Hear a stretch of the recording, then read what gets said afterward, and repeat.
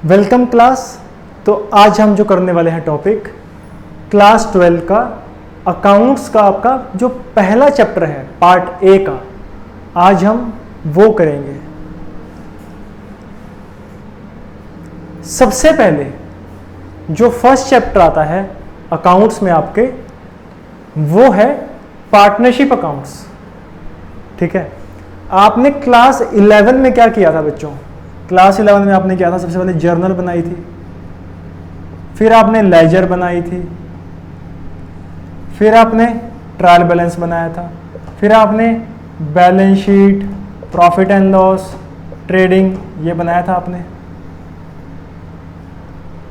ये तो हो गई अकाउंटिंग की प्रोसेस। ठीक है कि हाँ अकाउंट्स है, प्रोसेस आपकी हो गई। अब हम करेंगे different concept of financial accounting. जैसे कि कोई भी, अब जैसे आपने ये जो किया है ना क्लास 11 में, ये है सोल प्रोप्राइटर की अकाउंटिंग। सोल प्रोप्राइटर का मतलब है जहां पे अकेला ही मालिक है बिजनेस का, अकेला मालिक, कोई और नहीं है उसके साथ। बिजनेस को चलाने के लिए कई बार एक बंदा एनफ नहीं होता। ठीक है, ये पर्सन परचेज भी कर ले, ये सेल भी कर ले, ये मैनेज भी कर ले बिजनेस को, सारे काम ये नहीं कर पाएगा। इसे और लोगों की जरूरत होगी। और लोगों से मेरा मतलब ये नहीं है कि एम्प्लॉयज को रखेगा, और लोगों से मेरा मतलब है एक पार्टनर की आवश्यकता है। एक पार्टनर की आवश्यकता है जो इसके साथ पैसा भी लगाएगा बिजनेस में और प्रॉफिट और लॉस का भी रिस्क लेगा कि हम मिलकर एक बिजनेस करते हैं, हम दोनों का शेयर होगा 50-50। ठीक है, प्रॉफिट होगा तो भी 50-50, लॉस होगा तो भी 50-50। ठीक है, इसी को हम क्या बोलते हैं बच्चों? इसी को हम बोलते हैं पार्टनरशिप अकाउंट्स। इसी को हम क्या बोलते हैं? Partnership accounts. There are certain limitations of a sole trader. In a sole trading concern, only one man invest capital and undertakes the risk involved in the business and controls the whole affairs of the business. But one man's capital, skill, controlling is not enough. So we need another partner who can invest money in the business. और वो अगर invest करेगा तो वो business में भी उतना participate करेगा, दोनों पार्टनर बराबर पार्टिसिपेट करेंगे, बिजनेस और ग्रो करने के चांसेस बहुत ज़्यादा हो जाएंगे। एक पर्सन अपने लिमिटेशंस में रह जाता है, लेकिन जब एक और एक कहते हैं ना, एक और एक 11, तो वो वाली बात है। जब 2 लोग आते हैं, 3 लोग आते हैं, 4 लोग आते हैं, तो बिजनेस ग्रो करने के चांस बहुत ज़्यादा हो जाते हैं। एक्सपोनेंशियल ग्रोथ हो सकती है बिजनेस की। ठीक है, अब अगर 2 लोग बिजनेस में होंगे तो कैपिटल भी कितनी होंगी बच्चों? 2 कैपिटल होंगी। अभी तक आप जो 11th में आपने किया है अकाउंट्स में, उसमें एक कैपिटल होती है ना, ओनली 1 कैपिटल। अब यहाँ पे कैपिटल भी 2 होंगी, प्रॉफिट भी 2 जगह बटेगा। तो ये सब चीज़ों में इसका प्रॉफिट शेयरिंग क्या होगा, कैसे हम इसकी अकाउंटिंग करेंगे? अकाउंटिंग तो करनी पड़ेगी। ठीक है, तो उसके लिए हमें अब अकाउंटिंग सीखनी है। उसके लिए हमें अकाउंटिंग सीखनी है। अब तो अकाउंटिंग ऑफ पार्टनरशिप को लेके, अब पार्टनरशिप को लेके हमारे देश में कानून है पार्टनरशिप एक्ट 1932, जिसका सेक्शन 4 डिफाइन करता है कि पार्टनरशिप किसे कहते हैं। First, partnership is the relation between person who have agreed to share the profit of business and carried on by all और any of them acting for all. Carried on by all और any of them acting for all, इसको समझते हैं बच्चों। यहां पे लिखा है चाहे सबने बिजनेस को चलाया हो या किसी एक ने चलाया, और any of them acting for all, carried by all, और any of them acting for all. इसका मतलब यह है अगर बिजनेस में 3 पार्टनर हैं, अगर बिजनेस में 3 पार्टनर हैं, ठीक है, एक पार्टनर किसी काम से बाहर गया हुआ है, दो पार्टनर वहां पर हैं, ठीक है। तो अगर उन दो पार्टनर ने कोई सामान खरीदा बेचने के लिए, कुछ परचेज कर लिया, कुछ परचेजेस कर ली, ठीक है, और वो परचेजेस किए तो उधार पे परचेज करी है, किस पे करी है, उधार पे करी है। और वो दो पार्टनर थे, उन्होंने सोचा उधार पे कुछ सामान खरीद लेते हैं, बेचेंगे इसको। नेक्स्ट वीक वो पर्सन आया पेमेंट मांगने, जिससे उधार लिया था वो पेमेंट मांगने आ गया, और वो बाय चांस वो दो पार्टनर वहां पर नहीं थे, तो वो अकेला बैठा हुआ था, तीसरा पार्टनर। उसने बोला कि मैं तो पैसे नहीं दूंगा। वो बोलेगा क्यों? वो बोलेगा देखो उन्होंने उधार लिया था, बोलेंगे लिया था, अब वही लोग से पेमेंट ले लो, मुझसे मत लो, मैं तो नहीं दूंगा, उन्होंने मुझसे पूछा ही नहीं। क्या ये सही है? आप बताओ, क्या ये सही है? बच्चों ये सही नहीं है, क्योंकि आपकी एक पार्टनरशिप फर्म है, आपका एक एग्रीमेंट है, चाहे वो ओरल है, चाहे वो रिटन है, चाहे आपने बोल के एग्रीमेंट किया है, चाहे आपने लिख के एग्रीमेंट किया है, आपका एक एग्रीमेंट है। तो आपकी एक फर्म का भी नाम है, जैसे कि MHK, ये फर्म है, MHK आपकी फर्म का नाम बन गया, एक फर्म है, ठीक है। तो आपने MHK के नाम से खरीदा ना, MHK के नाम से, तो अब बेशक एक पार्टनर वहां पर नहीं भी है, उस पर भी वो लायबिलिटी आ जाएगी, उसको भी वो पेमेंट देनी पड़ेगी फ्यूचर में, चाहे बाकी दो पार्टनर उस टाइम वहां पे नहीं भी बैठे हो। और एक पार्टनर जो डिसीजन लेगा, बाकी दोनों पार्टनर पे, तीनों पार्टनर पे, चारों पार्टनर पे बाइंडिंग होंगे। अगर एक पार्टनर अकेला जाके मार्केट से उधार लेके आ जाता है, बाकी पार्टनर ये नहीं कह सकते कि इसने मुझसे नहीं पूछा। एक पार्टनर के डिसीजन से सबको फर्क पड़ेगा, इसी को बोलते हैं पार्टनरशिप। यही होती है पार्टनरशिप। अब पार्टनरशिप के लिए मिनिमम कितने लोग चाहिए बताओ? पार्टनरशिप के लिए मिनिमम 2 लोग चाहिए, क्योंकि एक पर्सन तो फिर सोल ट्रेडर हो गया, तो हमें 2 लोग चाहिए। तो अब हम इसके पढ़ते हैं features. First, the main feature of और एसेंशियल एलिमेंट्स और कैरेक्टरिस्टिक्स ऑफ पार्टनरशिप हम पढ़ रहे हैं। पहला जो है वो है 2 और मोर पर्सन। कितने पर्सन? 2 और मोर पर्सन।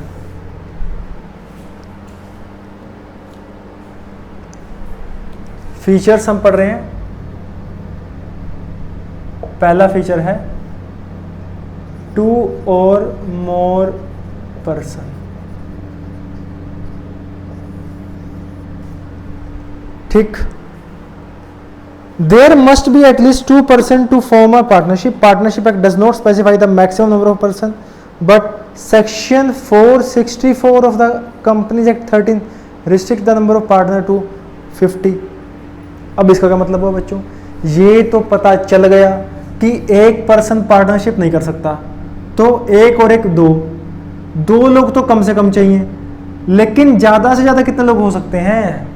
क्या 500 लोग एक पार्टनरशिप फर्म बना सकते हैं? बताओ, नहीं बना सकते। पार्टनरशिप एक्ट में ऐसा कुछ नहीं लिखा हुआ। पार्टनरशिप एक्ट में ऐसा कुछ भी नहीं लिखा हुआ कि ज्यादा से ज्यादा कितने लोग हो सकते हैं। लेकिन एक एक्ट है इंडियन कंपनीज एक्ट, जो कंपनीज को डील करता है। उसके सेक्शन 464 में लिखा है मैक्सिमम पार्टनर 50 हो सकते हैं एक फर्म में। अगर 50 से ज्यादा होंगे तो कंपनी के रूल अपने आप ऑटोमेटिकली उस पर लग जाएंगे। ठीक है, तो ये होता है आपका 2 और more person is minimum, 50 person is maximum. पहली बात। दूसरी बात, पार्टनरशिप में एग्रीमेंट होना बहुत जरूरी है। पार्टनरशिप में एग्रीमेंट होना बहुत जरूरी है। दूसरा फीचर है एग्रीमेंट। एग्रीमेंट बहुत जरूरी है पार्टनरशिप में। क्या एग्रीमेंट सर लिख के होगा? नहीं बच्चों, पार्टनरशिप आप बोल के भी कर सकते हो, ओरल एग्रीमेंट भी कर सकते हो। Partnership is the result of an agreement, it must come into existence by an agreement and not by the operation of law. ऐसा नहीं है कि ये अपने आप हो जाएगा। जैसे आपने क्या किया, एक कार खरीद ली और कार आप दो लोगों ने मिलके खरीदी, एक कार खरीदी, दो लोगों ने मिलके खरीदी, तो इसका मतलब ये नहीं है कि आपका एग्रीमेंट हो चुका है, कि आप पार्टनर बन गए, बिजनेस पार्टनर, ऐसा नहीं है। बिजनेस पार्टनर कभी भी आप अपने आप नहीं बन जाते, आपको एग्रीमेंट करना पड़ेगा, तभी आप बन सकते हो क्या, business partners. On the contrary, Hindu undivided family come in existence bye operation flow. जो हिंदू अनडिवाइडेड फैमिली होती है, HUF, वो बनानी नहीं पड़ती, वो अपने आप बन जाती है। लेकिन जो पार्टनरशिप होती है ये बनानी पड़ती है, ये ऑटोमेटिकली नहीं बन जाती, इसके लिए एग्रीमेंट करना पड़ता है। सच एग्रीमेंट कैन बी ओरल और in writing. The agreement forms the basis of mutual rights and duties of the partner. अगर कभी भी कोई झगड़ा होता है पार्टनर्स में, तो सबसे पहले क्या देखा जाता है, एग्रीमेंट देखा जाता है। तो ज़्यादा बेटर यही रहता है कि आप रिटर्न एग्रीमेंट करो, ताकि आपकी duties, responsibilities, share of profit सब कुछ लिखा हो उस एग्रीमेंट के अंदर, ताकि कल को अगर कोई झगड़ा होता है तो आप उसे आसानी से निपटा सको। ठीक है, तो third part, existence of business and profit motive. तीसरा जो फीचर है पार्टनरशिप का वो है existence of business and profit motive. Sir इसका मतलब क्या हुआ? इसका मतलब हुआ बिजनेस मोटिव भी हो, बिजनेस हो एंड प्रॉफिट मोटिव हो। आप दो लोगों ने मिलके एक घर खरीद लिया, इसका मतलब ये नहीं है कि आप बिजनेस पार्टनर हो। दो लोगों ने मिलके एक घर खरीद लिया तो इसका मतलब ये नहीं है कि आप बिजनेस पार्टनर हो। अगर आपने बिजनेस पर्पस से खरीदा है, बिजनेस पर्पस से खरीदा है, एग्रीमेंट करके खरीदा है, तो आप बिजनेस पार्टनर कहलाओगे। अगर आप सिर्फ जॉइंट ओनर हो प्रॉपर्टी के, जॉइंट ओनर, साझे मालिक, तब आप पार्टनर नहीं कहलाओगे, आप जॉइंट ओनर कहलाओगे। प्लस प्रॉफिट मोटिव भी होना चाहिए, क्योंकि अगर प्रॉफिट मोटिव ही नहीं है तो आप उसे पार्टनरशिप नहीं कह सकते। वो अलग बात है कि प्रॉफिट ना हो बाद में, लेकिन मोटिव होना बहुत जरूरी है। ठीक है, इसके बाद sharing of profits, sharing of profit. The agreement between the partner must be aimed at sharing the profits of the business. If some person join hands to run some charitable activity, it will not be called partnership. Further, if a partner is deprived of his rights to share the profits of the business, he cannot be called a partner. But it is not necessary that all partners should share the loss also. It may be agreed between the partner that one or more of them shall not be liable for losses. इसका मतलब क्या होता है बच्चों? यहाँ पर लिखा है शेयरिंग ऑफ प्रॉफिट्स बहुत जरूरी है। शेयरिंग ऑफ प्रॉफिट्स,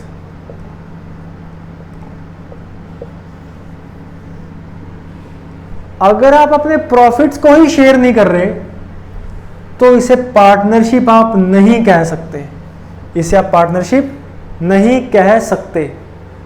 अगर आपके पास 3 पार्टनर हैं, आपने बोला हम प्रॉफिट सिर्फ 2 पार्टनर्स को देंगे, आप उस पूरी फर्म को पार्टनरशिप नहीं कह सकते।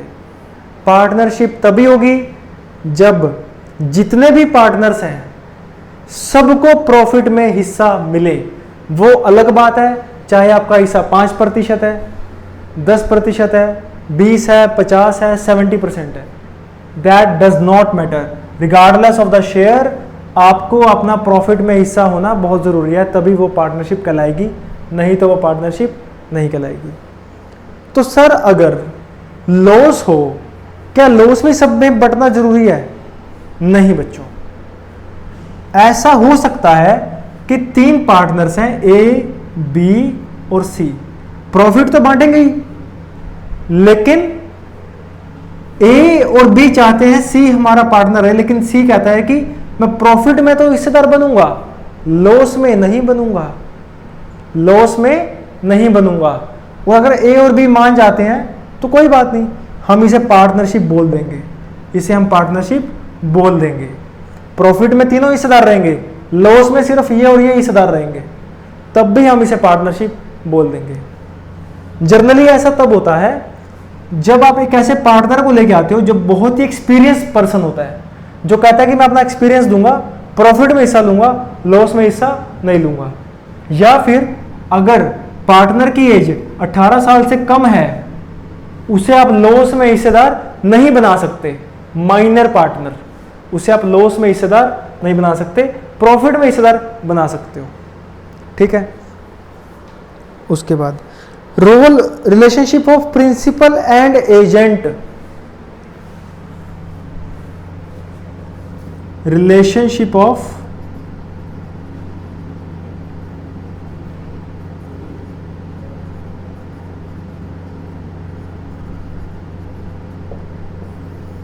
प्रिंसिपल एंड एजेंट, इसका मतलब क्या हुआ? देखो, प्रिंसिपल और एजेंट का मतलब क्या होता है, पहले हम वो समझते हैं। क्या होता है कि जो मैनेजर होता है कंपनी का, मान लो उसके नीचे कोई असिस्टेंट मैनेजर है, ठीक है, तो मैनेजर जो जो ऑर्डर्स देगा असिस्टेंट मैनेजर को मानने होंगे। तो अगर मैनेजर अपॉइंट कर देता है अपना पर्सनल असिस्टेंट एक पर्सन को और उसे बोलता है कि मेरे बिहाफ पे आप डिसीजन ले सकते हो, वो होता है प्रिंसिपल एजेंट रिलेशनशिप। कि एजेंट जो भी डिसीजन लेगा वो प्रिंसिपल के बिहाफ पर लेगा, तो एजेंट के डिसीजन प्रिंसिपल के ऊपर बाध्य होंगे, प्रिंसिपल के ऊपर बाध्य होंगे।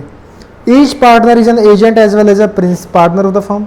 N agent because he can not bind the other, he can bind the other partner by his act, and a principal because he himself can be bound by other act of the partners। अब यहां पे partners को agent और principal क्यों बोला? देखो, 4 partners हैं firm में, कितने? 4। ये पर्सन जो भी डिसीजन लेगा बिजनेस के अंदर, पर्सनल लाइफ में नहीं, बिजनेस के अंदर, इसका रिजल्ट, इसका फर्क इन तीनों पे पड़ेगा। ठीक, और इसके ऊपर भी इन तीनों में से या किसी एक से लिया हुआ डिसीजन इसके ऊपर भी बाध्य है, इसके ऊपर भी इफेक्ट करेगा, इसका डिसीजन इन तीनों के ऊपर करेगा, इसका डिसीजन इन तीनों के ऊपर करेगा, इसका डिसीजन इन तीनों के ऊपर करेगा। यानी कि चारों आपस में जो भी डिसीजन लेंगे, चाहे अकेला पर्सन लेगा, वो बाकी तीनों पर बाइंडिंग होगा, बाकी तीनों पर बाइंडिंग होगा। इसी को हम बोलते हैं relationship of principal and agent. इसके बाद business carried on by all और any of them acting for all. इसका मतलब क्या है? चाहे चारों बिजनेस चला रहे हैं, चाहे कोई एक पार्टनर बिजनेस चला रहा है उस टाइम पे, उसके द्वारा लिया गया डिसीजन बाकी तीनों पार्टनर को फॉलो करना पड़ेगा। फॉलो से मेरा मतलब है, अगर वो कहीं से उधार लेके आता है और वो उधार वाला पर्सन पैसे मांगने आता है और बाकी तीनों को भी वो पैसे देने पड़ेंगे। ठीक है, वो ये नहीं कह सकते कि आप अपनी फर्म से मत दो, आप अपनी पॉकेट से दो, पर्सनल पॉकेट से, ऐसा नहीं है। उसने सामान लिया है बिजनेस के लिए, चाहे एक पर्सन गया है, चारों के साइन होने जरूरी नहीं है, चारों के साइन जरूरी नहीं है, चारों की ऑथराइजेशन जरूरी नहीं है। अगर एक पार्टनर है, उसके 3 पार्टनर और है, तो एक पार्टनर खुद को फर्म का रिप्रेजेंटेटिव ही बना सकता है। ठीक है, it means that each partner can participate in the conduct of business and each partner is bound by the acts of other partner in respect to the business of the firm. Partnership cannot come into existence in the absence of any of the above mentioned essential feature। अब ये जो सारे मैंने features बताए, ये सारे features अगर एक भी फीचर नहीं होगा तो उसे आप पार्टनरशिप नहीं बोल सकते, उसे आप पार्टनरशिप नहीं बोल सकते। अब हम पढ़ते हैं राइट्स क्या है पार्टनर के, राइट्स ऑफ अ पार्टनर। मेरे पास जो बुक है वो है डीके गोयल की, तो आप उसे रेफर कर सकते हो। राइट्स ऑफ अ पार्टनर में क्या है बच्चों? Every partner has the right to share profit और losses with other partner in the agreed ratio. हर पार्टनर के पास राइट है कि वो प्रॉफिट शेयर करेगा बाकी पार्टनर के साथ एक एग्रीड रेशो में, जिस पे आप सहमति करोगे। Every partner has the right to take part in the conduct of the business. आप ये नहीं कह सकते किसी भी पार्टनर को कि आप यहाँ पे मत बैठो, आप वहाँ जाके बैठो। वो बोलेगा मेरी भी दुकान है ये, मेरी भी कंपनी है ये, मतलब मेरी भी फर्म है ये, तो मैं यहाँ पे बैठूंगा। ठीक है, आप किसी को रोक नहीं सकते बिजनेस में आने के लिए। ठीक है, वो पार्टनर है, बेशक 2% के लिए है, वो आएगा। Every partner has the right to be consulted in the matters related to partnership business. सलाह करनी बहुत जरूरी है पार्टनरशिप में। आप अगर बिना सलाह के कर रहे हो तो ये गलत है। उसका राइट है कि बिजनेस एक्टिविटीज में उसको पार्टिसिपेशन दिया जाए। इसके बाद every partner has the right to inspect and have a copy of the books of account. जो भी आप बुक्स ऑफ अकाउंट मेंटेन कर रहे हो, journal, ledger, trial balance, balance sheet, वो सारी हर पार्टनर को राइट है चेक करने का, देखने का और उसकी कॉपी मांगने का। ठीक है, every partner has a right to disallow the admission of new partner. अगर आप 4 पार्टनर हो और एक नया पार्टनर आना चाहता है बिजनेस में, अगर वो पहले वाले जो पुराने 4 पार्टनर हैं उसमें से एक बंदा भी मना कर दे कि ये पार्टनर नहीं आएगा, तो वो पार्टनर नया नहीं आएगा। चारों एग्री करेंगे तभी वो पार्टनर आएगा, नहीं तो वो पार्टनर नहीं आएगा। ठीक है, इसके बाद है आपका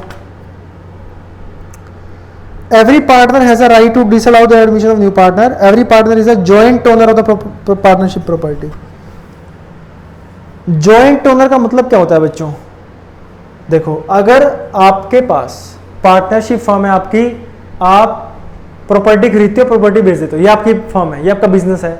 आपका बिजनेस है, आप प्रॉपर्टीज खरीदते हो और प्रॉपर्टीज को बेच देते हो। ठीक है, तो मान लो किसी फर्म के पास, किसी पार्टनरशिप फर्म के पास ये 4 प्लॉट हैं। कितने प्लॉट हैं? 4, और चारों सेम एरिया के प्लॉट हैं। चारों सेम एरिया के प्लॉट हैं और आपको ये बेचने हैं, फिर कोई और खरीदने हैं, फिर बेचोगे, खरीदोगे, ऐसे प्रॉफिट कमाते हो आप 4 पार्टनर हो। एक पार्टनर ना नाराज हो गया कि मैं तो छोड़ के जा रहा हूं, तो ऐसा नहीं है कि वो ये प्लॉट लेके निकल जाएगा। वो बोलेगा 4 है, एक मेरा है, मैं जा रहा हूं। ऐसा नहीं होता। डी का हक एक प्लॉट पे नहीं है, डी का चारों प्लॉट्स में 25%, 25%, 25%, 25% राइट है। तो ऐसा नहीं है कि वो बोले कि मैं तो लेके जा रहा हूं एक प्लॉट। वो जॉइंट ओनर है, वो जॉइंट ओनर है। उसके बाद if a partner has given loan to firm, he has a right to receive interest at agreed rate. If the rate of interest is not agreed, it is paid 6% per annum. Capital तो लगाता ही है partner business के अंदर, capital तो वो लगाएगा ही। Capital के अलावा अगर फर्म को लोन चाहिए तो कोई भी एक पार्टनर लोन भी दे सकता है। ठीक है, और लोन की अगर परसेंटेज नहीं दी हुई क्वेश्चन में, तो आप मानोगे 6% पे लोन, आप उसका इंटरेस्ट रेट लगाओगे। 6% पे आप उसको ब्याज दोगे, फर्म उसको ब्याज देगी। If a partner incurs expense or make payment on behalf of the firm, he has right to be indemnified by the firm. अगर पार्टनर कहीं गया है बिजनेस के काम से और वहां जाके उसे याद आया कि मैं पैसे लाने भूल गया फर्म से, उसने अपनी पर्सनल पॉकेट से 5,000 रुपए दिए किसी खर्चे के, बिजनेस के खर्चे के, तो उसके पास राइट है कि वो जब वापस जाएगा फर्म में, उसको वो पैसे फर्म के अकाउंट से मिले, 5,000 रुपए, जितने भी रुपए हैं, उसका वो रिएम्बर्समेंट होना उसका राइट है।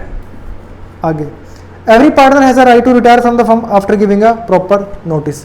ऐसा नहीं है कि आप एक फर्म में हमेशा रहोगे, जब भी आपका मन करे फर्म से रिटायर हो सकते हो, एक प्रॉपर नोटिस देने के बाद सबको कि मैं रिटायर होना चाहता हूं। तो ये आपका हो गया features of a partnership firm.